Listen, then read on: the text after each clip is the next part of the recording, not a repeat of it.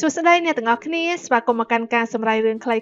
រឿងបេះដូងអ្នកក្រប៉ុន្តែមុននឹងបន្តសាច់រឿងរបស់យើង admin សូមរំលឹកពាក្យមុនបន្តិចចំណែកឯតាដួងដែលបានឮថាឪកូននឹងឆ្លោះគ្នាគាត់ក៏បានមកជួបនឹងជាមួយនឹងមីងភីក៏បានស្ដីថាឲ្យមីងភីនឹងឡាត់តែម្ដងហើយបាននិយាយថាហាមដាច់ខាតមិនឲ្យអាវ៉ានឹងទៅតាក់ទងជាមួយនឹងចៅស្រីរបស់គាត់ទៀតនោះទេមីងភីគាត់ក៏បាននិយាយថារឿងរបស់ក្មេងៗទុកឲ្យក្មេងៗជាអ្នកដោះស្រាយខ្លួនឯងទៅអ៊ំចាស់ហើយអ៊ំសម្រាប់ខ្លះទៅបើក្មេងៗវាស្រឡាញ់គ្នាយើងក៏អបអរសាទរទៅមីងភីគាត់ក៏បាននិយាយទៀតថាបើសិនជាកៅនិងអាវ៉ាបានរៀបការជាមួយគ្នាគឺល្អតែម្ដងដោយសារតែអាវ៉ាហ្នឹងគឺគេចេះដាំបន្លែហើយដាំបន្លែហើយឲ្យកៅនឹងយកទៅលក់លើទីផ្សារអញ្ចឹងណាគ្រាន់តែលឺអញ្ចឹងហើយតាដួងរបស់យើងឈឺក្បាលចង់សន្លប់តែម្ដងបានមីងភីជួយអញ្ចឹងទៅមីងភីរបស់យើងក៏បានលើកតាដួងហ្នឹងដាក់ម៉ូតូដឹកគាត់ជូនទៅផ្ទះហើយតាដួងវិញគឺថារឹងជជែកខ្លាំងមែនទែនប៉ុន្តែយ៉ាងណាក៏គ្មានជំរើសដែរនៅតាមផ្លូវគឺថាឆ្លុះគ្នារហូតហើយមួយសន្ទុះក្រោយមកមីងភីក៏បានជូនតាដួងហ្នឹងមកដល់ផ្ទះជូនដល់ក្នុងផ្ទះតែម្ដងតែឥឡូវក៏មិនខែពេលយើងចូលពីបន្តតែម្ដងតាដួងបន្ទាប់ពីបានមកដល់ផ្ទះហើយក៏បានចូលបន្ទប់អង្គុយសូត្រធម៌ធ្វើមិនដឹងអ្នកទាំងអស់គ្នា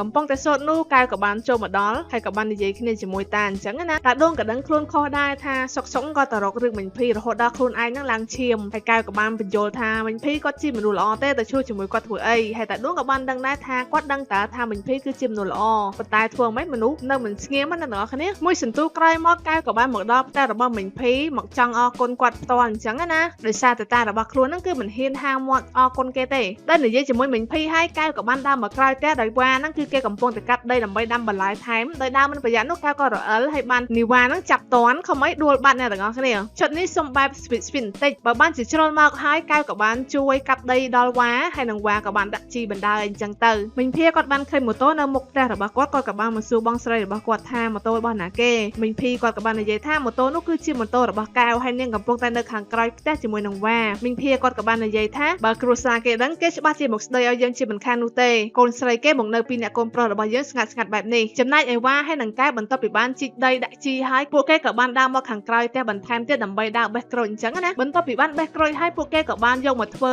ជាភេសជ្ជៈផឹកកំពុងតែរហ័សរហួនជួយធ្វើភេសជ្ជៈគ្នានោះអ៊ំហើយនឹងម្ដាយរបស់គេក៏បានមកដល់ហើយក៏បានឈរមើលពីអ្នកហ្នឹងលក្ខណៈថាមើលទៅដូចកូនក្មេងអញ្ចឹងណាមើលទៅពេលត្រូវគ្នាគួរឲ្យស្រឡាញ់មែនតើមីងភីគាត់ក៏បាននិយាយថាពីអ្នកហ្នឹងមើលទៅសមគ្នាមែនតើក៏ប៉ុន្តែចំពោះមីងភីវិញគឺគាត់បារម្ភខ្លាំងមែនតើខ្លាចខាងស្រីហ្នឹងគេមិនពេញចិត្តអញ្ចឹងទៅនៅកន្លែងហ្នឹងឃើញថាមីងច័ន្ទហ្នឹងក៏បានមកលួចមើលគ្រួសាររបស់គេដែរដោយឃើញកែនោះសើចសប្បាយជាមួយនឹងគ្រួសាររបស់មីងភីគាត់ក៏បាននិយាយម្នាក់ឯងថាបើអ្នកណាមិនដឹងទេថាខាងប្រុសហ្នឹងគឺជាប្តីឯខាងស្រីវិញគឺជាប្រពន្ធហើយតែប៉ុណ្ណឹងគាត់បានស៊ីត្រូវជាមួយនឹងមីងឌឿនទៀតហើយក្រោយមកគាត់ក៏បានទិញទឹកអំពៅ2ថង់មកជួបមីងឌឿននៅឯផ្ទះរបស់តាដួងហើយមីងច័ន្ទគាត់ក៏បានរៀបរាប់អំពីសកម្មភាពដែលគាត់បានឃើញនៅឯផ្ទះរបស់មីងភីនោះគឺភាពស្និទ្ធស្នាលគ្នារវាងនាយវ៉ានិងកែវរួមទាំងគ្រួសារទាំងមូលផងដែរកាត់ចូលមីងភីគាត់កំពុងតែលក់នំនៅក្នុងសាលាធម្មតានៅពេលនឹងសុផាតក៏បានដើរមកដល់ក៏លួចមើលពីចម្ងាយអញ្ចឹងណានៅក្នុងចិត្តលោកគ្រូគឺថានឹកដល់វ៉ាន់ខ្លាំងមែនតើប៉ុន្តែមិនដឹងធ្វើម៉េចទេហើយក៏ដាច់ចិត្តដើរចូលទៅមីងភីគាត់ក៏បាននិយាយថាបើចង់បានលេខទូរស័ព្ទរបស់វ៉ាន់មិនក៏មិនសុំមិញតែម្ដងទៅ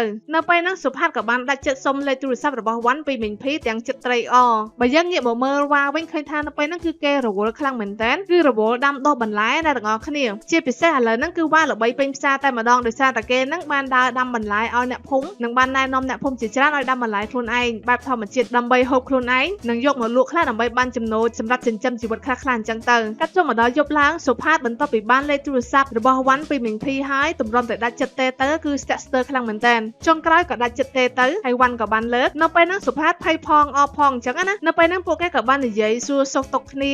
បែបលក្ខណៈថានឹកគ្នាខ្លាំងណាស់ទាំងអស់គ្នាជាពិសេសគឺសុផាតនឹកវ៉ាន់ខ្លាំងមែនតើសាច់រឿងភាគទី23ក៏បានស្លេះត្រឹមនេះចង់ដឹងភាគបន្តទៅជាយ៉ាងណាកុំភ្លេចចាំតាមដានទាំងអស់គ្នាណា